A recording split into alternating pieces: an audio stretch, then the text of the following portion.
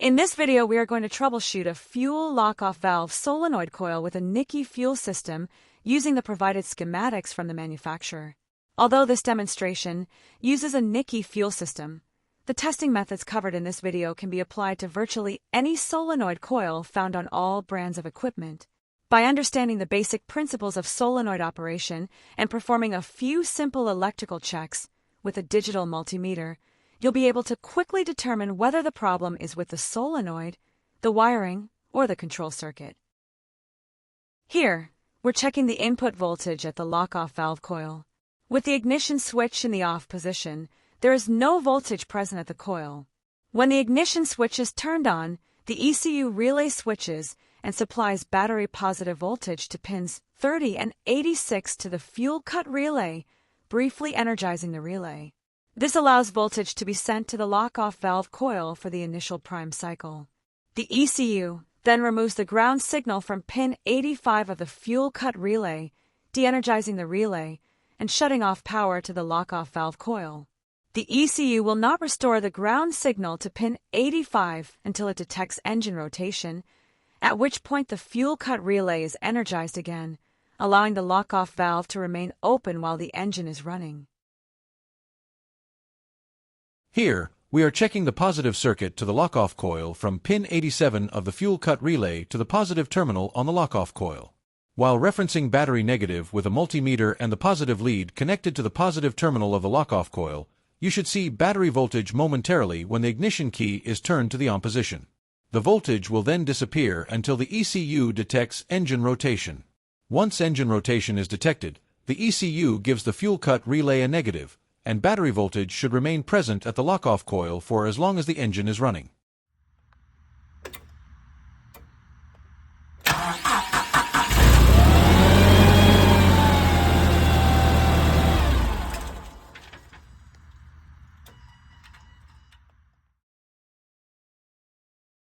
This is a simple voltage check to verify that we have a good connection to frame ground.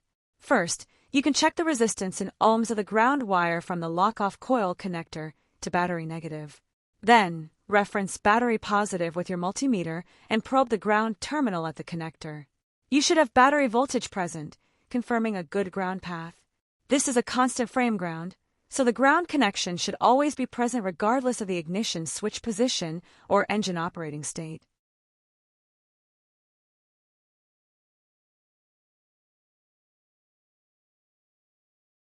Next, we are going to check the resistance of the lock-off valve coil.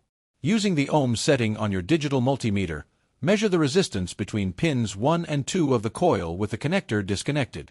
You should see a resistance reading of approximately 11.5 ohms. The exact resistance may vary by a few ohms depending on the manufacturer and the temperature of the coil. Always refer to the service manual for the equipment you are working on to verify the correct resistance specification before determining whether the coil is faulty.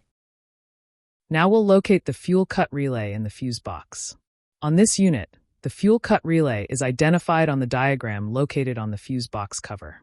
Remove the fuse box cover, locate the fuel cut relay using the diagram, and carefully remove the relay from the fuse box.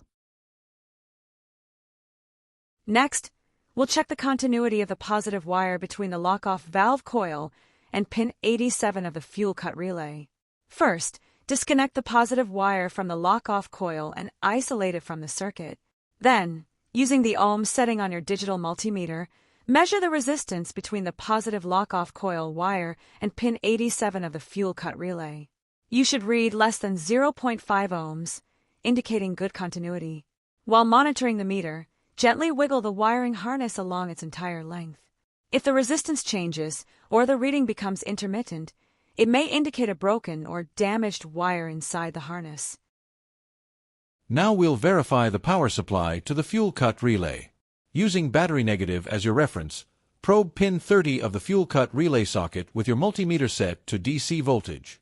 With the ignition switch in the on position, you should have battery voltage present at pin 30 and 86. If battery voltage is not present, you'll need to continue troubleshooting the power supply circuit. This may include checking the ECU relay, wiring, and associated fuses until the source of the voltage loss is identified.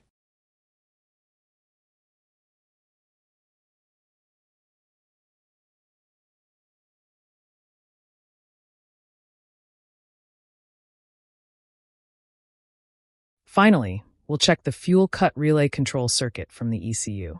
This wire provides the ground signal that energizes the fuel cut relay. First, disconnect the ECU connector to isolate the circuit. Set your digital multimeter to the ohms setting and probe pin 85 of the fuel cut relay socket. Then probe pin 112 of the ECU harness connector. You should read less than 0.5 ohms, indicating good continuity between the ECU and the relay. As with all continuity tests, gently move the wiring harness while monitoring the meter. Any fluctuation or intermittent reading may indicate a damaged or broken wire inside the harness.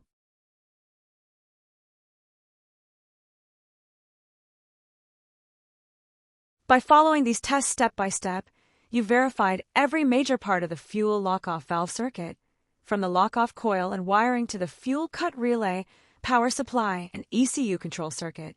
Performing these checks in a logical order allows you to quickly determine whether the problem is a faulty component, an open or damaged wire, a poor connection, or a loss of power or ground. Remember, don't assume a component has failed until you've confirmed the circuit is operating correctly. Taking a systematic approach to electrical troubleshooting will save time, reduce unnecessary parts replacement, and ensure an accurate repair. Thanks for watching. Be sure to refer to the manufacturer's service manual for model-specific specifications and wiring diagrams, and we'll see you in the next troubleshooting video.